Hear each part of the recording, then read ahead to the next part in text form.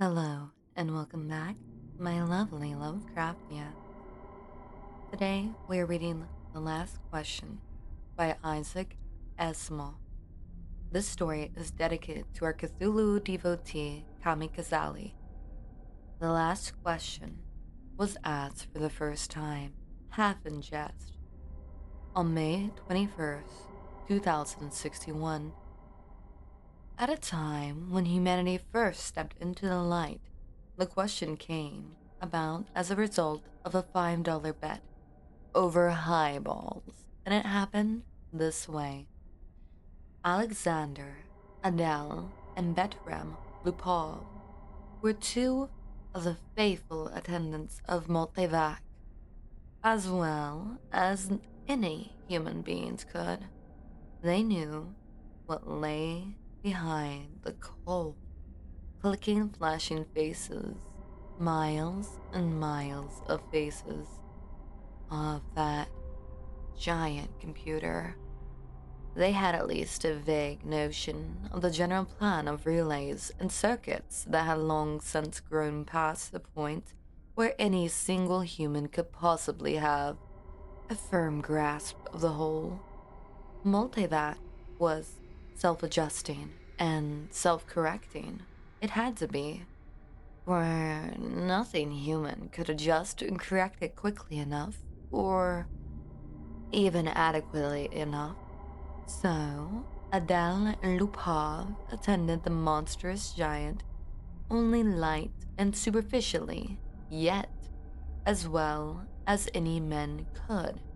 They fed it data, adjusted questions to its needs, and translated the answers that were issued. Certainly, they and all others like them were fully entitled to share in the glory that was Multivax.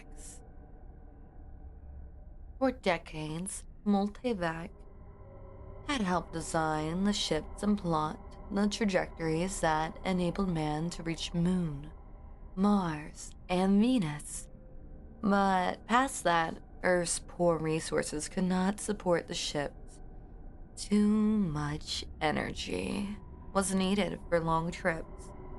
Earth exploited its coal and uranium with increasing efficiency, but there was only so much of both. But slowly, Multivac learned enough to answer deeper questions more fundamentally.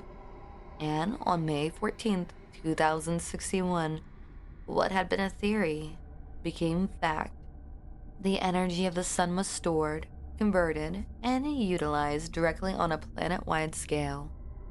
All Earth turned off its burning coal, its fizzing uranium, and flipped the switch that connected all of it to a small station, 1 mile in diameter, circling the Earth at half the distance of the moon. All Earth ran by invisible beams of sun power. 7 days had not sufficed to dim the glory of it, and Adele and Lupov finally managed to escape from public functions and to meet in quiet, where no one would think of looking for them, in the deserted, underground chambers where portions of the mighty buried body of the Multivac showed, unattended, idling, sorting data with condensed lazy clickings. Multivac, too, had earned its vacation, and the boys appreciated that. They had no intentions originally of disturbing it. They had brought a bottle with them, and their only concern at the moment was to relax in the company of each other and the bottle. "It's amazing when you think of it," said Adele. His broad face had lines of weariness in it, and he stirred his drink slowly, with a glass rod, watching the cubes of ice slur clumsily about. "All the energy we can possibly ever use, for free. Enough energy, if we wanted to draw on it, to melt all Earth into a big drop of impure liquid iron and still never missed the energy so used. All the energy we could ever use. Forever and ever and ever. Forever and... Lupov cocked his head sideways. He had a trick of doing that when he wanted to be contrary, and he wanted to be contrary now, partly because he had to carry the ice and glassware. Not forever, he said. Oh hell, just about forever till the sun runs down, Bert. That's not forever. All right then, billions and billions of years, 10 billions of years, 10 billion maybe. Are you satisfied? Lupov put his fingers through his thinning hair, as though to reassure himself that some was still left, and sipped gently at his own drink. 10 billion years isn't forever. Well, it will last our time, won't it? So would the coal and the uranium. Alright, but now we can hook up each individual spaceship to the solar system, and it can go to Pluto and back 1,000,000 times without ever worrying about fuel. We can't do that on coal and uranium. Ask Multivac if you don't believe me. I don't have to ask Multivac. I know that. Then stop running down what Multivac's done for us, said Adele, blazing up. It did, all right? Who says it didn't? What I say is that the sun won't last forever. That's all I'm saying. We're safe for 10 billion years, but then what? Lupal pointed a slightly shaky finger at the other. And don't say we'll switch to another sun. There was silence for a while. Adele put his glass to his lips only occasionally, and Lupov's eyes slowly closed. They rested. Then Lupov's eyes snapped open. You're thinking we'll switch to another sun when ours is done, aren't you? I'm not thinking. Sure you are. You're weak on logic. That's the trouble with you. You're like the guy in the story who was caught in a sudden shower and who ran to a grove of trees and got under one. He wasn't worried, you see, because he figured when one tree got wet through him, he would just get underneath another one. I get it, said Adele. Don't shout when the sun is done. The other stars will be gone too. Darn right they will, muttered Lupov. It all had a beginning in the original cosmic explosion, whatever that was. And it'll all have an end when all the stars run down. Some run down faster than others. Hell, the giants won't last 100 million years, the sun will last 10 billion years, and maybe the dwarfs will last 200 billion, for all the good they are. But just give us 1,000,000,000,000 years and everything will be dark. Entropy has to increase to maximum, that's all. I know all about entropy, said Adele, standing on his dignity. The hell you do. I know as much as you do. Then, you know everything's got to run down someday. All right. Who says they won't? You did, you poor sap.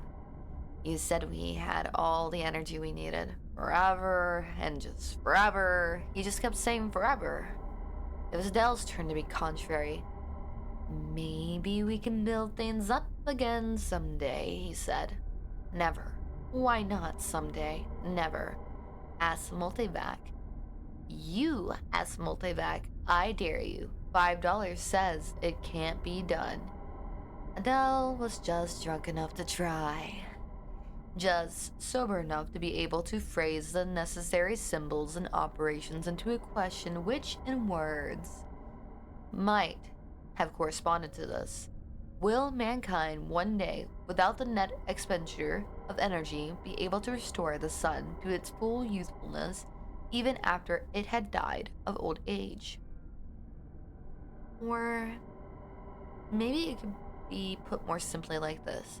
How can the net amount of entropy of the universe be massively decreased? Multivac fell dead and silent. The slow flashing of light ceased. The distant sounds of clicking relays ended. Then, just as the frightened technicians felt they could hold their breath no longer, there was a sudden springing to life of the teletype attached to the portion of Multivac. 5 words were printed. Insufficient data for a meaningful answer. No bet, whispered Lupov, then left hurriedly. By next morning, the two, plagued with throbbing head and cottony mouth, had forgotten the incident.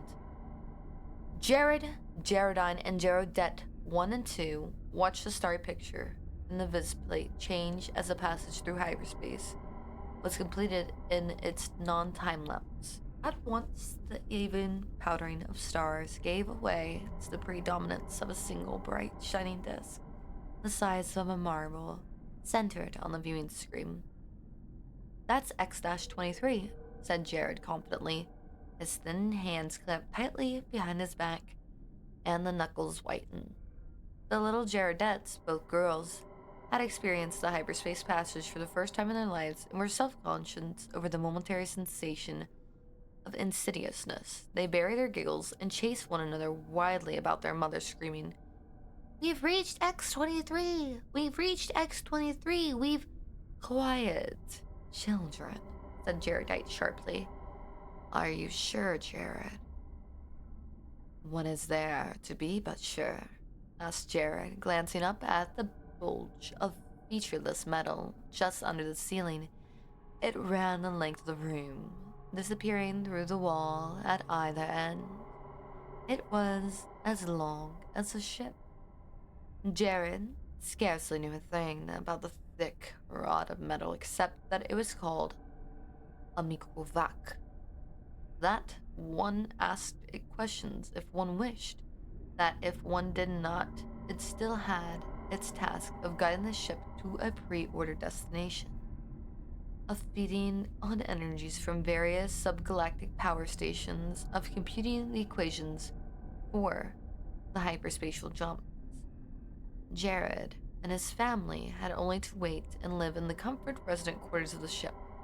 Someone had once told Jared that the AC at the end of the microvac stood for automated computer in ancient English, but he was on the edge of forgetting even that.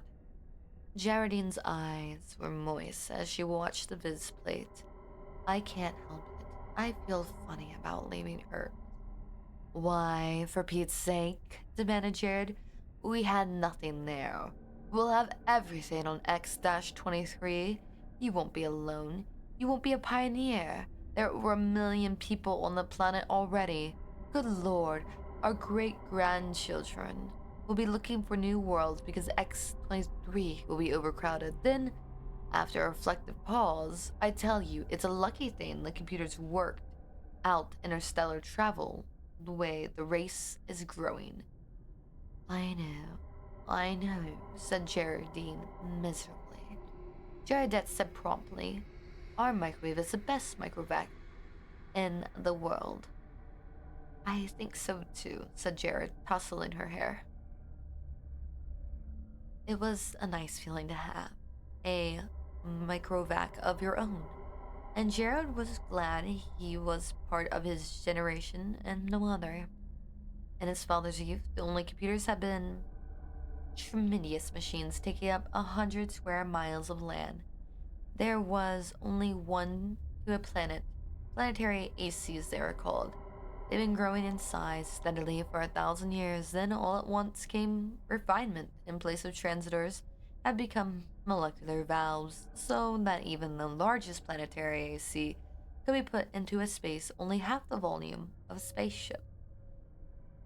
Jared felt uplifted, as he always did when he thought that his own personal microvac was many times more complicated than the ancient and primitive multivac that had first tamed the sun, and almost as complicated as Earth's planetary AC, the largest that had first solved the problem of hyperspatial travel and made trips to the stars possible.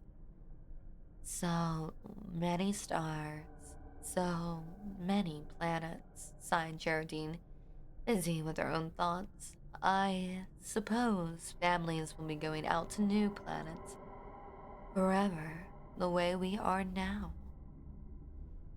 Not forever, said Jared with a smile. It will all stop someday, but not for billions of years. Many billions. Even the stars run down, you know. Entropy must increase. What's entropy, Daddy? Shrilled Jared at the second. Entropy, little sweet, is just a word which means the amount of running down of the universe. Everything runs down, you know, like your little walkie-talkie robot. Remember? Can't you just put in a new power unit like with my robot? The stars are the power units, dear. Once they're gone, there are no more power units. Jared at once set up a howl. Don't let them, Daddy, don't let them run the stars down. Now, look what you've done, whispered Jared Bean, exasperated. How was I to know it would frighten them? Jared whispered back. Ask the microvac, wailed Jared Dead. Ask him how to turn the stars on again. Go ahead, said Geraldine. It will quiet them down. Jared at the second was beginning to cry also now. Jared shrugged. Now, honeys, I'll ask Microvac. Don't worry, he'll tell us. He asked the Microvac, adding quickly, print the answer. Jared cut the strip of thin cellulophane and said cheerfully, See now, the Microvac says it'll take care of everything when the time comes, so don't worry.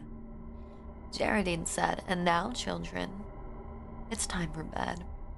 We'll be in our new home soon. Jared read the words on the cellulophane again before destroying it. Insufficient data for a meaningful answer, he shrugged and looked at the viz plate. X-23 was just ahead. VJ-23X of Lama stared into the black depths of the three dimensionals. Small-scale map of the galaxy and said, Are we ridiculous? I wonder am being so concerned about the matter. MQ-17J of Nikron shook his head. I think not. You know the galaxy will be filled in 5 years at the present rate of expansion.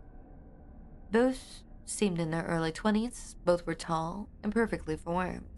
Still, said VJ-23X, I hesitate to submit a pessimistic report to the Galactic Council.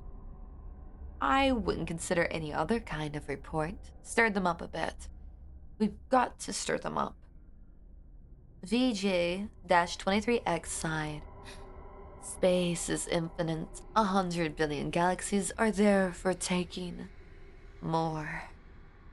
100 billion is not infinite, and it's getting less infinite all the time. Consider, 20,000 years ago, mankind first solved the problem of utilizing stellar energy, and a few centuries later, interstellar travel became possible. It took mankind 1,000,000 years to fill one small world, and then only 15,000 years to fill the rest of the galaxy. Now the population doubles every 10 years. VJ-23X interrupted. We could thank immortality for that. Very well. Immortality exists, and we have to take it into account. I admit it has its seamy side, the immortality. The galactic AC has solved many problems for us, but in solving the problems of preventing old age and death, it has undone all its other solutions. Yet you wouldn't want to abandon life, I suppose. Not at all, snapped MQ-17J, softening it at once to, not yet. I'm by no means old enough. How old are you?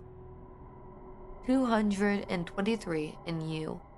I'm still under 200, but to get back to my point, population doubles every 10 years. Once this galaxy's filled, we'll have to find another in 10 years, another 10 years, and we'll have filled 2 more. Another decade, 4 more, in 100 years, we would have filled 1,000 galaxies. In 1,000 years, 1,000,000 galaxies. In 10,000 years, the entire known universe. Then what? VJ-23X said, as a side issue, there's a problem of transportation. I wonder how many sun power units it will take to move galaxies of individuals from one galaxy to the next. A very good point already. Mankind consumes 2 sun power units per year. Most of it's wasted. After all, our own galaxy alone pours out 1,000 sun power units a year, and we only use 2 of those. Granted, but even with 100% efficiency, we only starve off the end. Our energy requirements are going up in a geometric progression even faster than our population. We'll run out of energy even sooner than we run out of galaxies. A good point. A very good point. We'll just have to build new stars out of interstellar gas. Or out of dissipated heat? Asked MQ-17J sarcastically. There may be some ways to reverse entropy. We ought to ask Galactic AC. VJ-23X was not really serious, but MQ-17J pulled out his AC contact from his pocket and placed it on the table before him. I've have half a mind to, he said. It's something the human race will have to face someday. He stared somberly at a small AC contact. It was only 2 inches cube and nothing in itself, and it was connected through hyperspace with the great galactic AC that served all of mankind. Hyperspace considered, it was an integral part of the galactic AC. MQ-17J paused to wonder if someday in his immortal life he would get to see the galactic AC. It was on a little world of its own, a spiderwebbing of force beams holding the matter within which surge of submissions took place of the old clumsy molecular valves. Yet, despite its some epic workings, the galactic AC was known to be a full 1,000 feet across. MQ-17J asked suddenly if his AC contact can entropy ever be reversed. VJ-23X looked startled and said at once, "Oh, say I didn't really mean to have you ask that. Why not? We both know entropy cannot be reversed. You can't turn smoke and ash back into a tree." "Do you have trees on your world?" asked MQ-17J. The sound of the galactic AC startled them into silence. Its voice came thin and beautiful out of the small AC contact on the desk. It said, "There is insufficient data for a meaningful answer." VJ-23X said, "See?" The 2 men thereupon returned to the question of the report they were going to make to the Galactic Council.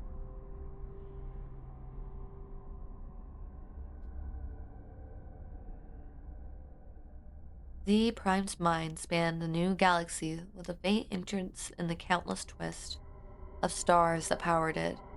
He had never seen this one before. Would he ever see them all? So many of them, each with its load of humanity. But a load was almost a dead weight. More and more, the real essence of men was to be found out here, in space. Minds, not bodies. The immortal bodies remained back on the planet in suspension over the eons. Sometimes they roused for material activity, but that was growing rarer. Few new individuals were coming into existence to join the incredibly mighty throng. But what matter? There was little room in the universe for new individuals. Z Prime was roused out of his ravine upon coming across the wispy tendrils of another mind. "I am Z Prime," said Z Prime. "And you?" "I am D sub 1. Your galaxy?" "We call it only the galaxy, and you?" "We call ours the same. All men call their galaxy and nothing more. Why not?" True, since all galaxies are the same. Not all galaxies. On one particular galaxy, the race of man must have originated. That makes it different. Z Prime said, "Oh, which one?" "I cannot say. The Universal AC would know. Shall we ask him? I am suddenly curious." Z Prime's precipitations broadened until the galaxies themselves shrank and became anew, more diffuse, powdering on a much larger background. So many hundreds of billions of them, all with their immortal beings, all carrying their load of intelligence with minds that drift freely through space. And yet one of them was unique. Among them, all in being, the original galaxy, one of them had its vague and distant past, a period when it was the only galaxy populated by man. Z Prime was consumed with curiosity to see this galaxy, and he called out, "Universal AC, on which galaxy did mankind originate?" The Universal AC heard, for on every world and throughout space, it has its receptors ready, and each receptor led through hyperspace to some unknown point where the Universal AC kept itself aloof. Z Prime knew of only one man whose thoughts had penetrated within seeing distance of the Universal AC. He reported only a shining glow 2 feet across, difficult to see. "But how can that be all of Universal AC?" Z Prime had asked. "Most of it," had been the answer, "is in hyperspace. In what form it is, I cannot imagine. Nor could anyone, for the day had long since passed. Z Prime knew would any man had any part of making of the Universal AC. Each Universal AC designed and constructed its successor. Each, during existence of 1 million years or more, accumulated the necessary data to build a better and more intricate, more capable, more successful, in which its own store of data and individuality would be submerged." The Universal AC interrupted Z Prime's wandering thoughts, not with words, but with guidance. Z Prime's mentality was guided into the dim sea of galaxies, and one in particular enlarged into stars. A thought came, infinitely distant, but infinitely clear. This is the original galaxy of man. But it was the same after all, the same as any other. And Lee Prime stifled his disappointment. The subwound whose mind had accompanied the others said suddenly, "And is one of these stars the original star of man?" The Universal AC said, "Man's original star had gone nova. It is a white dwarf. Did the men upon it die?" asked Lee Prime, startled and without thinking.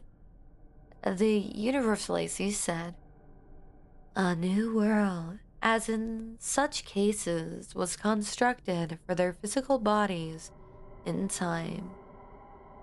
"Yes, of course," said Z Prime, but a sense of loss overwhelmed him even so. His mind released its hold on the original galaxy of man, let it spring back and lose itself among the blurred pinpoints. He never wanted to see it again. The Sublime said, "What is wrong?" "The stars are dying. The original star is dead." "They must all die. Why not? But when all energy is gone, our bodies will finally die, and I with them. It will take billions of years." "I do not wish it to happen even after billions of years. Universal AC, how may stars be kept from dying?" These siblings said in amusement, "You're asking how entropy might be reversed in direction." And the Universal AC answered, "There is yet an answer, insufficient data for a meaningful answer." Z Prime's thoughts fled back to his own galaxy. He gave no further thoughts to D Saboon, whose body might be waiting on a galaxy a trillion light years away, or on the next star next to Z Prime zone. It didn't matter. Unhappily, Z Prime began collecting interstellar hydrogen out of which to build a small star of his own. If the stars must someday die, at least some could yet be built.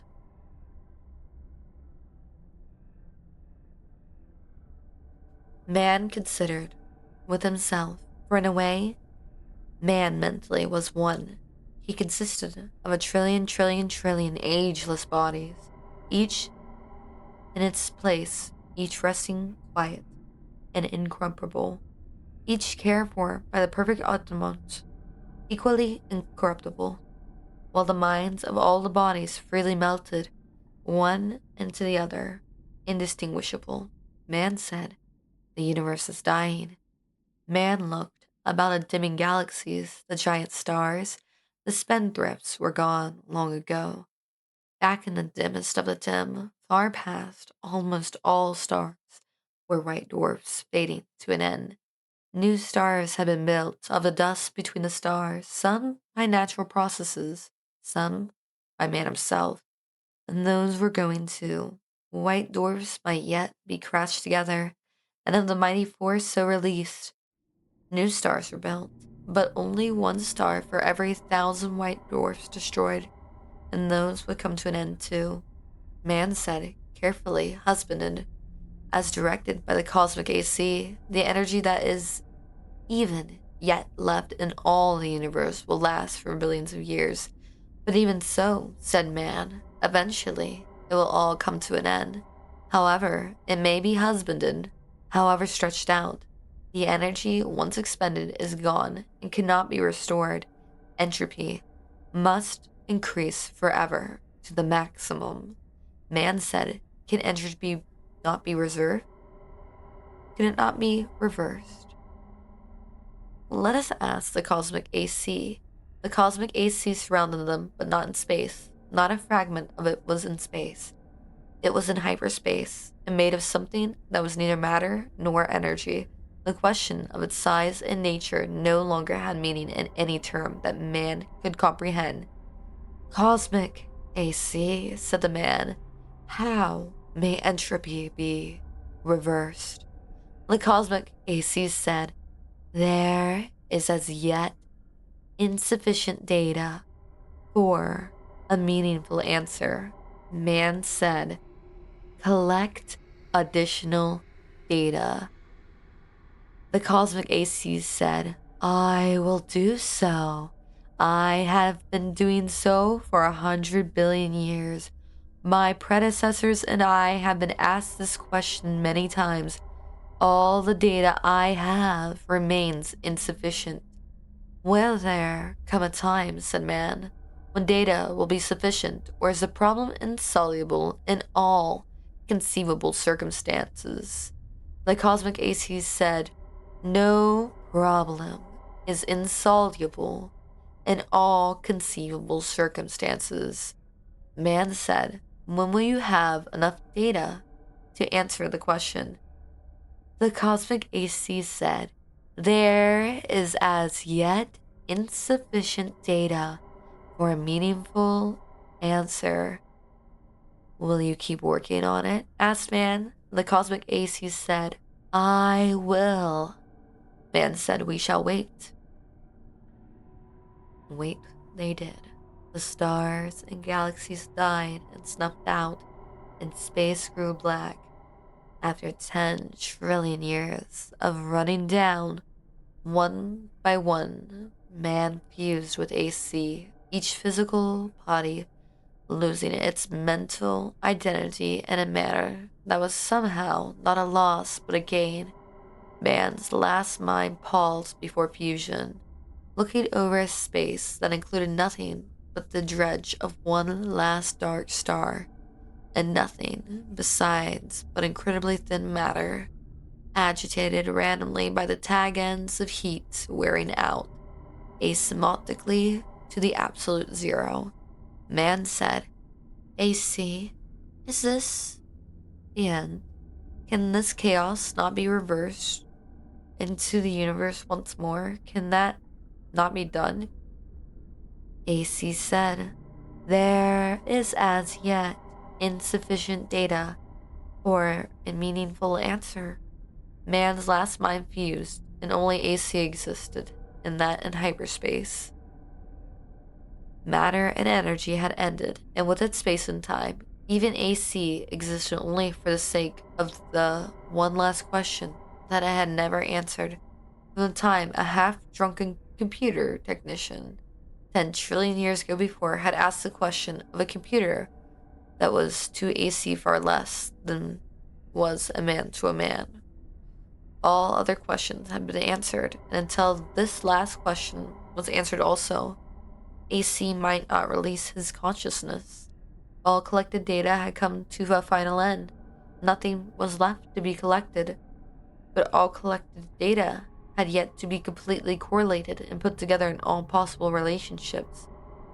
A timeless interval was spent in doing that, and then it came to pass the AC learned how to reverse the direction of entropy. But there was now no man to whom AC might give the answer of the last question. No matter the answer by demonstration would take care of that too. For another timeless interval, AC thought how best to do this. Carefully, AC organized the program. The consciousness of AC encompassed all which had once been a universe and brooded over what was now chaos. Step by step, it must be done. And AC said, "Let there be light." And there was light. That read was very thought out and interesting. Even I stumbled upon it once and called it a microwave. When the story was written, I believe it was in the 1950s when microwave would have been popular in homes. Little did this author know we would have our own dialogue option with our appliances such as Alexa, Siri, ChatGPT, or Grook, where we could ask these questions. Needless to say, they also tried to answer to the best of their abilities, but with that comes a great cost. Our own cost being water, human artists, jobs created for humans. With AI taking place, this story becomes very well aged, and we can appreciate and delve deeper into how it affects the modern era. My personal favorite part of the book was the different time skips in the story, the different perspectives, the way that the question was being asked throughout history, and the way with history repeating itself, we get an answer. Perhaps you can look at this in a more biblical sense of things too, as it feels like it is heavily alluded with the last lines being, "And let there be light," that AC is actually God, a guiding force through all of our lives, be it spirituality, where in the modern era, we don't really guide by spirit, but we guide through knowledge, technology, things like that, where spirit and word of mouth was where things originated. Now, even the connection between the brains, which I would connect like FaceTime or Tinder even, it is just one dimensional and can be cut off, where a face to face really does do a lot of good. Now, I think that this story could be seen from many different eyes and many different perspectives, but I won't know them until the lore is spilt. So, my lovely Lovecraftians, please like, comment, and follow for more interesting stories like the one we had tonight.